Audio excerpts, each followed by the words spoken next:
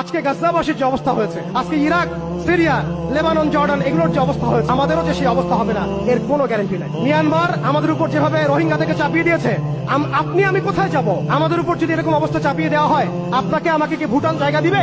আপনাকে আমাকে কি মায়ানমার জায়গা দিবে? আমাদের এই জমিনে, আমাদের এই সংগ্রাম, আমাদের এই জিহাদ আমাদেরকেই করতে হবে। বাংলাদেশের এই অবস্থায় এখন একটা ইসলামী রাষ্ট্র গঠনের কোনো বিকল্প নাই। আমি চাইলে লক্ষ কোটি মুসলমানকে সেখানে চাপ প্রয়োগ করে পাঠাতে পারতাম যদি আমাদের ইসলামী রাষ্ট্র থাকতো।